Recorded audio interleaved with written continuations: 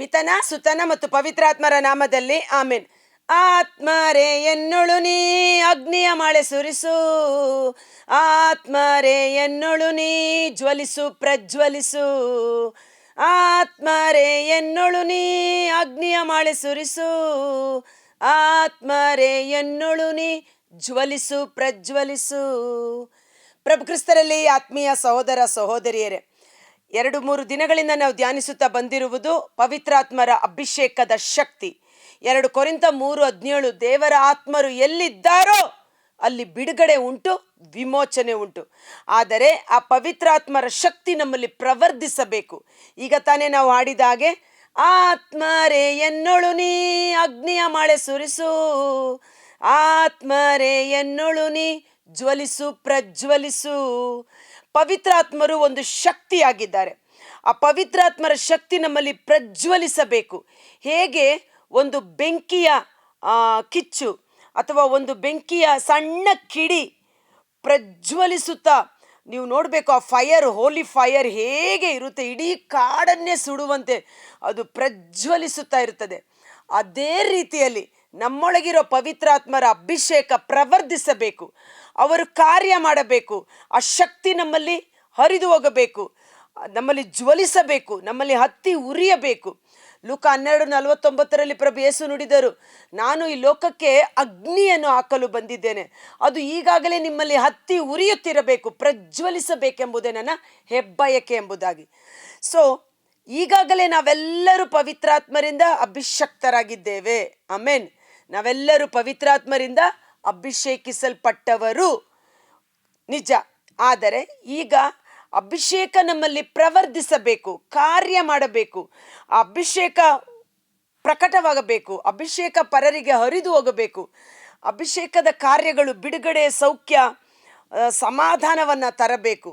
ಆದ ಕಾರಣ ಈ ದಿನ ನಾವು ಧ್ಯಾನ ಮಾಡುವಂಥದ್ದು ನಮ್ಮೊಳಗಿರುವ ಪವಿತ್ರಾತ್ಮರನ್ನು ಪ್ರಜ್ವಲಿಸುವಂತೆ ಮಾಡುವುದು ಹೇಗೆ ಎಂಬುದಾಗಿ. 2 ತಿಮೋತಿ 1 ವಚನ 6, ಸಂತ ಪೌಲ ತಿಮೋತಿಯನಿಗೆ ಹೇಳುವಂಥ ಮಾತು. ಇಲ್ಲಿ ಸಂತ ಪೌಲ ತಿಮೋತಿಯನ ಕುರಿತು ಹೇಳುವಾಗ, ನಿನ್ನ ತಾಯಿಯಲ್ಲಿದ್ದ ದೃಢ ವಿಶ್ವಾಸ, ನಿನ್ನ ಅಜ್ಜಿಯಲ್ಲಿದ್ದ ದೃಢ ವಿಶ್ವಾಸ ನಿನ್ನಲ್ಲಿಯೂ ಸಹ ಕಾರ್ಯ ಮಾಡುತ್ತಿದೆ. ನಿನಗೆ ಫೇತ್ ಇದೆ, ವಿಶ್ವಾಸವಿದೆ. ಆದರೆ ಆ ವಿಶ್ವಾಸ ಸತ್ತ ವಿಶ್ವಾಸವಾಗಿರಬಾರದು. ಆ ವಿಶ್ವಾಸ ಜೀವಂತ ವಿಶ್ವಾಸವಾಗಿ ಕಾರ್ಯರೂಪದಲ್ಲಿ ಪ್ರಕಟವಾಗಬೇಕು ಎಂಬುದಾಗಿ. ಅದಕ್ಕಾಗಿ ಪ್ರಭು ಯೇಸು ತಮ್ಮ ಶಿಷ್ಯರಿಗೆ ಹೇಳಿದರು, ನನ್ನ ನಾಮದಲ್ಲಿ ವಿಶ್ವಾಸವಿಟ್ಟು ದೀಕ್ಷಾಸ್ನಾನ ಪಡೆದುಕೊಂಡು ಪವಿತ್ರಾತ್ಮರಿಂದ ಅಭಿಷೇಕಿಸಲ್ಪಟ್ಟ ಪ್ರತಿಯೊಬ್ಬ ವ್ಯಕ್ತಿ ರೋಗಿಗಳನ್ನು ಗುಣಪಡಿಸುತ್ತಾನೆ. ವಿಷ ಪದಾರ್ಥ ತಿಂದರೂ ಅವನ ಶರೀರಕ್ಕೆ ಯಾವುದೇ ಹಾನಿ ಉಂಟಾಗುವುದಿಲ್ಲ, ದುರಾತ್ಮಗಳನ್ನು ಬಿಡುಗಡೆ ಮಾಡುತ್ತಾನೆ ಎಂಬುದಾಗಿ. ಅನ್ಯ ಭಾಷೆಗಳಲ್ಲಿ ಮಾತನಾಡುತ್ತಾರೆ ಎಂಬುದಾಗಿ. ಇವೆಲ್ಲ ಕಾರ್ಯಗಳು ಪವಿತ್ರಾತ್ಮರ ಅಭಿಷೇಕದ ಶಕ್ತಿ ನಮ್ಮಲ್ಲಿರುವಾಗ ಪ್ರವರ್ಧಿಸಬೇಕು. 6ನೇ ವಚನ, ನಾನು ನಿನ್ನ ಮೇಲೆ ಹಸ್ತ ನಿಕ್ಷೇಪ ಮಾಡಿ ಪ್ರಾರ್ಥಿಸಿದಾಗ ನೀನು ಪಡೆದಂಥ ಪವಿತ್ರಾತ್ಮರ ವರದಾನವನ್ನು, ಪವಿತ್ರಾತ್ಮರ ಅಭಿಷೇಕದ ಶಕ್ತಿಯನ್ನು ಪುನಃ ಪ್ರಜ್ವಲಿಸುವಂತೆ ಮಾಡಬೇಕೆಂದು ನಿನಗೆ ಜ್ಞಾಪಿಸುತ್ತೇನೆ. ದೇವರು ನಮಗೆ ಪ್ರದಾನ ಮಾಡಿರುವ ಪವಿತ್ರಾತ್ಮ ನಮ್ಮನ್ನು ಹೇಡಿಗಳನ್ನಾಗಿ ಮಾಡುವುದಿಲ್ಲ. ನಮ್ಮಲ್ಲಿ ದೈವಿ ಶಕ್ತಿ ನೋಡಿ, ಪವಿತ್ರಾತ್ಮರು ನಿಮ್ಮೊಳಗಿದ್ದರೆ ಆ ಸ್ವರ್ಗದ ಶಕ್ತಿ, ದೈವಿ ಶಕ್ತಿ, ದೇವರ ಪ್ರೀತಿ, ಸಂಯಮಗಳು ಪ್ರವರ್ಧಿಸುವಂತೆ ಮಾಡುತ್ತಾರೆ. ಪ್ರವರ್ಧಿಸುವಂದರೇನು? ಕಾರ್ಯಗತದಲ್ಲಿ ಅದು ವ್ಯಕ್ತವಾಗುವಂತೆ ಮಾಡುತ್ತಾರೆ. ಪ್ರಭು ಯೇಸುವಿನೊಟ್ಟಿಗೆ ಆ ನಿಕೋದೇಮ ಬಂದು ಕೇಳುತ್ತಾನೆ, ಯೋಹಾನ 3:1-2, ದೇವರು ನಿನ್ನೊಡನೆ ಇಲ್ಲದಿದ್ದರೆ ಇಂಥ ಕಾರ್ಯಗಳನ್ನು ಮಾಡಲು ಎಂದಿಗೂ ಸಾಧ್ಯವಿಲ್ಲ. ನೀನು ದೇವರಿಂದ ಬಂದ ವ್ಯಕ್ತಿ ಎಂದು ನಿನ್ನ ಕಾರ್ಯಗಳೇ ಅದನ್ನು ಸೂಚಿಸುತ್ತದೆ ಎಂಬುದಾಗಿ. Praise the lord, hallelujah. ಆದ ಕಾರಣ ಇಂದು ನಮ್ಮಲ್ಲಿರುವ ಈ ಅಭಿಷೇಕವನ್ನು ಪುನಃ ಪ್ರಜ್ವಲಿಸುವಂತೆ ರೀಕಿಂಡಲ್ ಮಾಡುವುದು ಹೇಗೆ ಎಂದು ನೋಡೋಣ. 1 ತಿಮೋತಿ 4 ವಚನ 14, ನಿನ್ನಲ್ಲಿರುವ ವರದಾನವನ್ನು ಅಲಕ್ಷಿಸಬೇಡ. ಮೊದಲು ನಮ್ಮಲ್ಲಿರುವ ಪವಿತ್ರಾತ್ಮರನ್ನು ಅಲಕ್ಷಿಸಬಾರದು, ನೆಗ್ಲೆಕ್ಟ್ ಮಾಡಬಾರ್ದು. ನನ್ನೊಳಗೆ ಪರಿಶುದ್ಧಾತ್ಮರು ಇದ್ದಾರೆ, ಅವರು ಒಬ್ಬ ವ್ಯಕ್ತಿಯಾಗಿದ್ದಾರೆ, ಅವರು ಶಕ್ತಿಯಾಗಿದ್ದಾರೆ, ನಾನು ಅವರೊಡನೆ ಸತ್ಸಂಬಂಧದಲ್ಲಿ ನಡೆಯಬೇಕು. ಆದರೆ ನಾವು ನಮ್ಮೊಳಗೆ ಪವಿತ್ರಾತ್ಮರು ಇದ್ದಾರೆ ಎಂಬುದನ್ನೇ ಮರೆತು ಜೀವಿಸುವ ವ್ಯಕ್ತಿಗಳಾಗಿ ಮಾರ್ಪಾಡಾಗುತ್ತೇವೆ. ನಿನ್ನೊಳಗಿರುವ ಪವಿತ್ರಾತ್ಮರನ್ನು ಅಲಕ್ಷಿಸಬೇಡ. ಸಭೆಯ ಹಿರಿಯರು ನಿನ್ನ ಮೇಲೆ ದೈವ ವಾಕ್ಯದ ಉಚ್ಚಾರದೊಂದಿಗೆ ಹಸ್ತ ನಿಕ್ಷೇಪ ಮಾಡಿದಾಗ ಈ ವರವು ನಿನಗೆ ಲಭಿಸಿತಲ್ಲವೇ? ನಿನ್ನ ಆಧ್ಯಾತ್ಮಿಕ ಪ್ರಗತಿ, ನೀನು ಆಧ್ಯಾತ್ಮಿಕವಾಗಿ ಬೆಳೆದು ಬರುತ್ತಿದ್ದಿ. ನಿನ್ನಲ್ಲಿ ಪವಿತ್ರಾತ್ಮರ ಅಭಿಷೇಕ ಕಾರ್ಯ ಮಾಡುತ್ತಿದೆ. ಶಕ್ತಿ ನಿನ್ನಲ್ಲಿದೆ ಎಂಬುದು ಎಲ್ಲರಿಗೂ ಗೋಚರವಾಗುವಂತೆ ಈ ಕಾರ್ಯ ಸಾಧನೆಗಳಲ್ಲಿ ನಿರತನಾಗಿರು. ಅಂದರೆ ಅದು ಎಲ್ಲರಿಗೂ ಗೋಚರವಾಗಬೇಕು. ನಮ್ಮೊಳಗಿರುವ ಪವಿತ್ರಾತ್ಮರ ಅಭಿಷೇಕ ಪ್ರಕಟವಾಗಬೇಕು ಎಂಬುದಾಗಿ. ಅದಕ್ಕಾಗಿ ನಾವು ಏನು ಮಾಡುವುದು, ಹೇಗೆ ಮಾಡುವುದು? ನಮ್ಮೆಲ್ಲರಿಗೂ ಗೊತ್ತು. ಅನೇಕ ಧ್ಯಾನಕೂಟಗಳಲ್ಲಿ ಭಾಗವಹಿಸಿದ್ದೇವೆ. ಹಸ್ತ ನಿಕ್ಷೇಪ ಪ್ರಾರ್ಥನೆ ಮೂಲಕ ಪವಿತ್ರಾತ್ಮರ ಅಭಿಷೇಕವನ್ನ, ವರದಾನವನ್ನ, ಶಕ್ತಿಯಿಂದ ನಾವು ಭೂಷಿತರಾಗಿದ್ದೇವೆ. ಆದರೆ ಧ್ಯಾನಕೂಟ ಮುಗಿಸಿ ಹೋದ ಮೇಲೆ ಮತ್ತೆ ನಿಶ್ಶಕ್ತರಾಗುತ್ತೇವೆ, ಮತ್ತೆ ನಮ್ಮದೇ ಆದ ವ್ಯವಹಾರದಲ್ಲಿ ತಲ್ಲೀನರಾಗಿರುತ್ತೇವೆ, ಪವಿತ್ರಾತ್ಮರನ್ನೇ ಮರೆತು ಬಿಡುತ್ತೇವೆ. ಈ ನಮ್ಮೊಳಗೆ ಬಂದಿರುವ ಪವಿತ್ರಾತ್ಮರು ನಮ್ಮಲ್ಲಿ ಸತತವಾಗಿ ಕಾರ್ಯ ಮಾಡಬೇಕಾದರೆ ಮೊಟ್ಟ ಮೊದಲನೇದಾಗಿ ನಮ್ಮಲ್ಲಿ ಪ್ರಾರ್ಥನಾ ಜೀವನ ಬಹಳ ಬಹಳ ಅವಶ್ಯಕ. ನಿಮ್ಮಲ್ಲಿ ಅಭಿಷೇಕದ ಶಕ್ತಿ ಪ್ರವರ್ಧಿಸಬೇಕಾದರೆ ಪ್ರಾರ್ಥನಾ ಜೀವನ. ಪ್ರಭು ಯೇಸು ಪ್ರೇಷಿತರಿಗೆ ಹೇಳಿದರು, ನಾನು ವಾಗ್ದತ್ತವಾದ ಪವಿತ್ರಾತ್ಮರನ್ನು ಕಳುಹಿಸಿಕೊಡುವ ತನಕ ಜೆರುಸಲೇಮನ್ನು ಬಿಟ್ಟು ಎಲ್ಲಿಯೂ ಹೋಗಬೇಡಿ, ಪ್ರಾರ್ಥನೆಯಲ್ಲಿ ತಲ್ಲೀನರಾಗಿರಿ. ಪ್ರೇಷಿತರು ಮಾತೆ ಮರಿಯಮ್ಮನವರು ಒಡಗೂಡಿ ಏಕ ಮನಸ್ಸಿನಿಂದ ಅವರು ಪ್ರಾರ್ಥನೆಯಲ್ಲಿ ತಲ್ಲೀನರಾಗಿದ್ದರು. ಪ್ರಾರ್ಥನಾ ಜೀವನ ತಂದೆಯೊಟ್ಟಿಗೆ ಸತ್ಸಂಬಂಧವನ್ನು ಪಡೆದುಕೊಳ್ಳುತ್ತದೆ. ಪ್ರಾರ್ಥನಾ ಜೀವನ ಸ್ವರ್ಗದ ಶಕ್ತಿಯಿಂದ ನಮ್ಮ ಅಭಿಷೇಕವನ್ನು ನವೀಕರಿಸುತ್ತದೆ. ನಾವು ಇನ್ನೂ ಹೆಚ್ಚು ಶಕ್ತಿಯುತರಾಗುತ್ತೇವೆ. ನಮ್ಮ ಬಲಹೀನತೆಯಲ್ಲಿ, ನಮ್ಮ ಶೋಧನೆಯಲ್ಲಿ, ನಮ್ಮ ಕಷ್ಟ ಸಂಕಟಗಳಲ್ಲಿ ನಾವು ಪ್ರಾರ್ಥನೆಯಲ್ಲಿ ಕುಳಿತುಕೊಂಡಾಗ ಸ್ವರ್ಗದ ಶಕ್ತಿ ನಮ್ಮಲ್ಲಿ ಸಶರೀರವಾಗಿ ಇಳಿದು ಬರುತ್ತಾರೆ, ನಮ್ಮನ್ನು ಶಕ್ತರನ್ನಾಗಿ ಮಾಡುತ್ತಾರೆ. ಆದ ಕಾರಣ ನಿಮ್ಮಲ್ಲಿರುವ ಅಭಿಷೇಕ ಹೆಚ್ಚಾಗಬೇಕಾದರೆ ನಿಯಮಿತ ಪ್ರಾರ್ಥನಾ ಜೀವನ ನಮ್ಮದಾಗಿರಬೇಕು. ಪ್ರಾರ್ಥನೆಯ ಮೂಲಕ ಪವಿತ್ರಾತ್ಮರು ನಮ್ಮಲ್ಲಿ ಸಚೇತನಗೊಳ್ಳುತ್ತಾರೆ. ಉದಾಹರಣೆಗೆ ನೋಡಿ, ವೆಯ್ಟ್ ಲಾಸ್ ಮಾಡಬೇಕು. ಈಗ ದಪ್ಪಕ್ಕಿರೋರು ಸಣ್ಣ ಆಗಬೇಕು ಅಂತ ಏನು ಮಾಡ್ತಾರೆ? ವೆಯ್ಟ್ ಲಾಸ್ ಮಾಡಬೇಕಂದ್ರೆ ಅವರು ಊಟದಲ್ಲಿ ಸ್ಟ್ರಿಕ್ಟ್ ಮಾಡ್ತಾರೆ, ಬಾಡಿ ಎಕ್ಸಸೈಸ್ ಮಾಡ್ತಾರೆ, ವಾಕಿಂಗ್ ಮಾಡ್ತಾರೆ, ಜಾಗಿಂಗ್ ಮಾಡ್ತಾರೆ, ಜಿಮ್ಗೆ ಹೋಗ್ತಾರೆ, ಏನೆಲ್ಲ ಮಾಡ್ತಾರೆ ವೆಯ್ಟ್ ಲಾಸ್ ಆಗಬೇಕು ಅಂತ. ಕರೆಕ್ಟಾ? ಅದು ನಾನು ವೆಯ್ಟ್ ಲಾಸ್ ಆಗಬೇಕು ಅಂತ ಬೇಕಾದದೆಲ್ಲ ತಿನ್ಕೊಂಡಿದ್ರೆ ಇನ್ನು ವೆಯ್ಟ್ ಗೇಯ್ನ್ ಆಗ್ತಾ ಇರುತ್ತೆ. ಕರೆಕ್ಟ್ ಅಲ್ವಾ? ಸೊ ಅದೇ ರೀತಿ ನನಗಿನ್ನೂ ಹೆಚ್ಚು ಶಕ್ತಿ ಬೇಕು, ವೆಯ್ಟ್ ಗೇನ್ ಮಾಡಬೇಕು. ನಾನು ತುಂಬ ಸಣ್ಣ ಇದ್ದೀನಿ, ತುಂಬ ವೀಕ್ ಆಗಿದ್ದೀನಿ, ನಾನು ಸ್ವಲ್ಪ ದಪ್ಪಕ್ಕೆ ಶಕ್ತಿ ಪಡ್ಕೋಬೇಕು, ಶಾರೀರಿಕವಾದ ಬೆಳವಣಿಗೆ ಬೇಕು ಅನ್ನುವಾಗ ಅವರು ಅದಕ್ಕೆ ಬೇಕಾದ ಪೌಷ್ಟಿಕಾಂಶ ಆಹಾರಗಳನ್ನು ತಿನ್ನಲು ಪ್ರಾರಂಭ ಮಾಡುತ್ತಾರೆ. ಹೆಚ್ಚು ಶರೀರಕ್ಕೆ ನಿದ್ರೆ ವಗೈರೆ ಎಲ್ಲ ಅದಕ್ಕೆ ಬೇಕಾದದ್ದು ಮಾಡ್ತಾರೆ, ವೆಯ್ಟ್ ಗೇನ್ ಮಾಡ್ಕೊಳ್ಳೋಕ್ಕೆ. ಹಾಗೆಯೇ ನಾವು ನಮ್ಮಲ್ಲಿರುವ ಪವಿತ್ರಾತ್ಮರ ಅಭಿಷೇಕದ ಶಕ್ತಿ ಹೆಚ್ಚಾಗಬೇಕಾದರೆ ಆಧ್ಯಾತ್ಮಿಕ ಕಾರ್ಯಗಳಲ್ಲಿ ನಮ್ಮನ್ನು ತೊಡಗಿಸಿಕೊಳ್ಳಬೇಕು. ಮೊಟ್ಟ ಮೊದಲನೇದಾಗಿ ಪ್ರಾರ್ಥನಾ ಜೀವನ ನಮ್ಮದಾಗಿರಬೇಕು. ಎರಡನೆಯದಾಗಿ ದೇವರ ವಾಕ್ಯವನ್ನು ಓದಿ ಅದರಂತೆ ಜೀವಿಸಲು ಮನಸ್ಸು ಮಾಡಬೇಕು. ಯೋಹಾನ 6:63 ರಕ್ತ ಮಾಂಸದಿಂದ ಏನು ಮಾಡಲು ಸಾಧ್ಯವಿಲ್ಲ, ನಾನು ನಿಮ್ಮೊಡನೆ ಆಡುವ ಈ ಮಾತುಗಳು ಜೀವವುಳ್ಳ ಪವಿತ್ರಾತ್ಮರನ್ನು ನಿಮಗೆ ತಂದು ಕೊಡುತ್ತದೆ. ಜೀವವುಳ್ಳ ಪವಿತ್ರಾತ್ಮರನ್ನು ಈ ವಾಕ್ಯವನ್ನು ನೀವು ಓದುವಾಗಲೆಲ್ಲ, ಈ ವಾಕ್ಯವನ್ನು ಧ್ಯಾನಿಸುವಾಗಲೆಲ್ಲ ಒಂದು ನಾಣ್ಯದ ಎರಡು ಮುಖಗಳು. ಪ್ರಭು ಯೇಸು ವಾಕ್ಯವೂ ಆಗಿದ್ದಾರೆ, ಆತ್ಮವೂ ಆಗಿದ್ದಾರೆ. ಕರೆಕ್ಟಾ?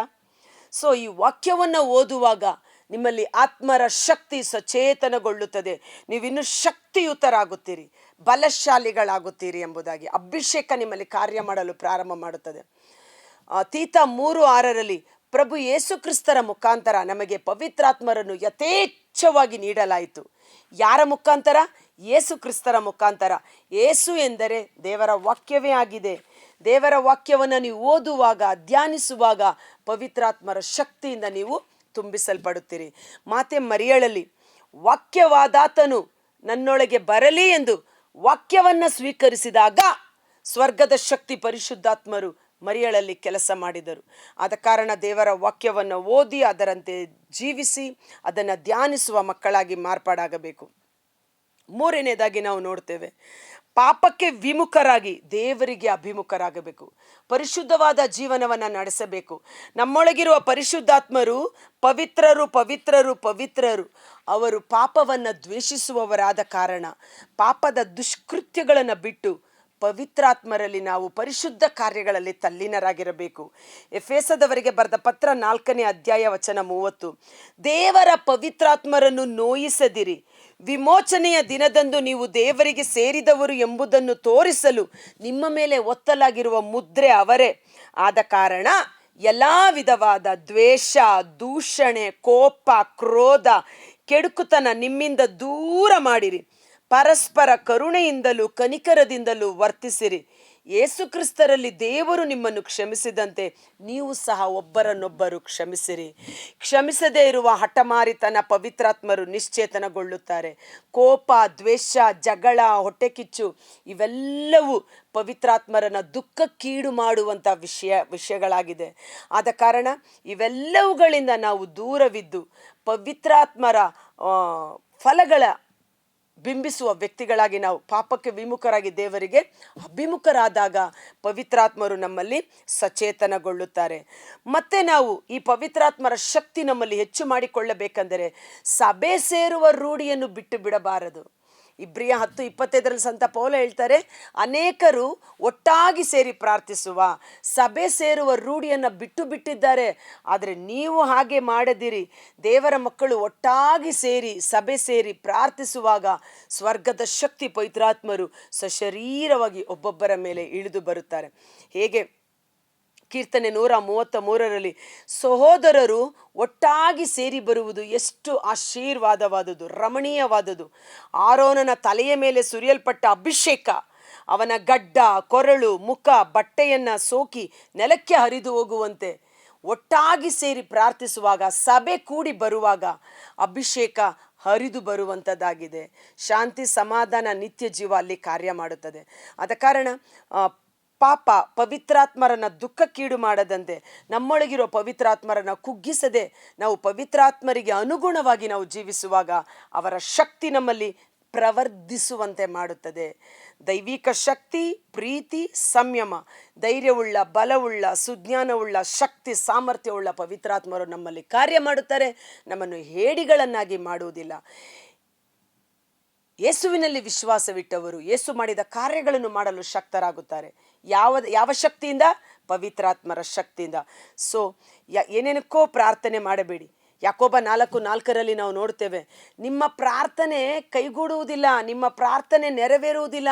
ನಿಮಗೆ ಬೇಕಾಗಿರುವುದು ಒಂದೇ, ಆದರೆ ನೀವು ಅದಕ್ಕಾಗಿ ಪ್ರಾರ್ಥನೆ ಮಾಡ್ತಾ ಇಲ್ಲ. ನಮಗೆ ಬೇಕಾಗಿರುವುದು ಒಂದೇ, ಅಭಿಷೇಕ, ಪವಿತ್ರಾತ್ಮರ ಶಕ್ತಿ, ಸ್ವರ್ಗದ ಶಕ್ತಿ. ಆ ಶಕ್ತಿ ನಿಮ್ಮಲ್ಲಿ ಬರುವಾಗ ಎಲ್ಲವನ್ನ ನೀವು ಜಯಿಸಲು ಶಕ್ತರಾಗುತ್ತೀರಿ. Praise the lord.